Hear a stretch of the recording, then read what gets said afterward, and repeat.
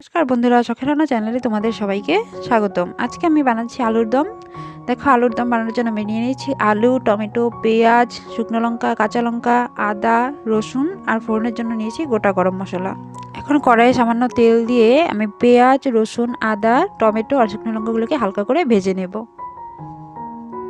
বন্ধুরা, রেসিপিটা আমি এই প্রথমবার চেষ্টা করছি, জানি না কেমন হবে। আগে আমি কখনোই আলুর দম বানাইনি বাড়িতে। তোমরাও দেখো শুরু থেকে শেষ পর্যন্ত, অবশ্যই দেখবে ভিডিওটি ভালো লাগবে। খুব সহজেই তোমরাও বাড়িতে এভাবে বানাতে পারবে। আমার প্রত্যেকটি রান্নাই শখের বশে করা, কখনোই আমি বাড়িতে সেভাবে রান্না করিনি। যদি আমার চ্যানেলে এই ভিডিওটি তোমরা প্রথম কেউ দেখে থাকো, তাহলে অবশ্যই আমার চ্যানেলের সবকটি ভিডিও দেখে নিও আর সাবস্ক্রাইব করে কমেন্টে জানিও আমার ভিডিওটি তোমাদের কেমন লাগলো। এখন আমার মশলা ভাজা হয়ে গেছে, এগুলোকে আমি নামিয়ে নিব। তারপর মিক্সার গ্রাইন্ডারে দিয়ে এটাকে আমি ফাইন পেস্ট করে নেব। তোমরাও কে কীভাবে বাড়িতে বানাও আলুর দম, অবশ্যই আমাকে কমেন্টে জানিও। তারপর কড়াইয়ে আরও কিছুটা পরিমাণ তেল দিয়ে আমি আলুগুলোকে ভেজে নিব। আলুগুলোর মাঝে আমি একটু একটু করে ফুটো করে দিয়েছিলাম, যার কারণে মশলাগুলো খুব ভালোভাবে ঢুকে যাবে।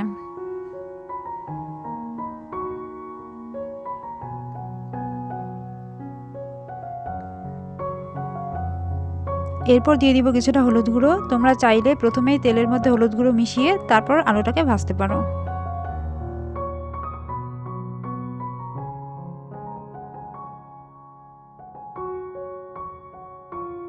আলুটা ভাজা হতে হতে এরই মাঝে আমি মশলাগুলোকে পেস্ট করে নেব।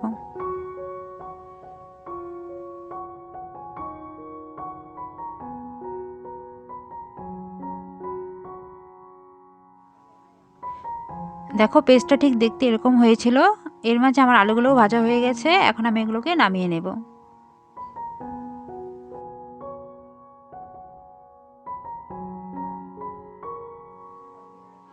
তারপর কড়াইয়ে দিয়ে দিব আরেকটু তেল।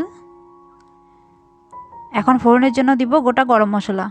গরম মশলার মধ্যে ছিল 2 টুকরো দারচিনি, একটি লবঙ্গ আর একটি এলাচ। আর দিব সামান্য পেঁয়াজ কুচি, কারণ আগেও আমি কিছুটা পেঁয়াজ পেস্ট করে রেখেছি ওই মশলার সঙ্গে। তোমরা চাইলে এখানে আরও বেশি পেঁয়াজ দিতে পারো।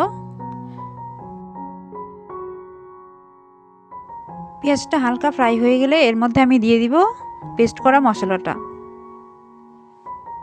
তারপর এটাকে আমি ভালো করে কষিয়ে নিব।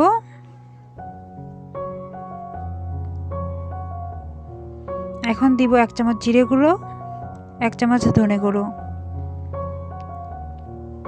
তারপর আবার এটাকে ভালো করে কষিয়ে নেব।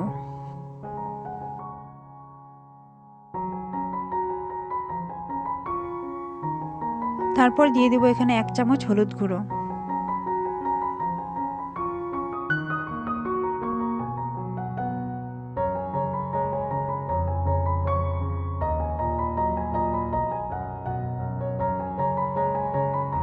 মশলাটা এভাবেই আমি নেড়েচেড়ে কষিয়ে নিব। তারপর এর মধ্যে দিয়ে দিব আমি ভাজা আলুগুলো।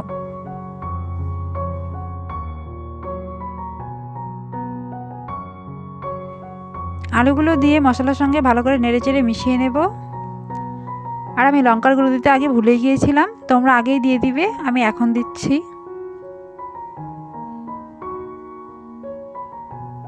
এরপর আবার নেড়েচেড়ে ভালো করে কষিয়ে নেব। শেষে দিয়ে দিব পরিমাণ মতো ঝোল। খুব বেশি ঝোল দেওয়া যাবে না, তাহলে আবার পাতলা হয়ে যাবে।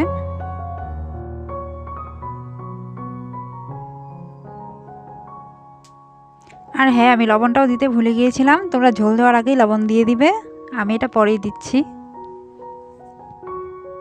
তোমরাও বাড়িতে কে কীভাবে বানাও আমাকে অবশ্যই কমেন্টে জানিও, তাহলে আমি আরও নতুন নতুন রেসিপি জানার সুযোগ পাবো। ঝোলটা কিছুটা শুকিয়ে এলে আমি দিয়ে দিব 4টে চেরা কাঁচা লঙ্কা। আর শেষে নামানোর আগে গরম মশলা দিয়ে আমি নামিয়ে নেব।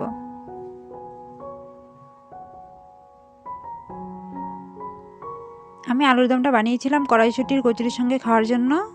খেতে জাস্ট অসাধারণ হয়েছিল। তোমরা এভাবে বাড়িতে বানিয়ে দেখবে, খুবই ভালো লাগবে খেতে। দেখো, আমার রান্না প্রায় শেষই হয়ে এসেছে। এখন এটাকে আমি নামিয়ে নিয়ে কড়াইশুঁটির কচুরির সঙ্গে সার্ভ করে নেব। আমার ভিডিওটি ভালো লেগে থাকলে একটি লাইক আর একটি শেয়ার করে দিও।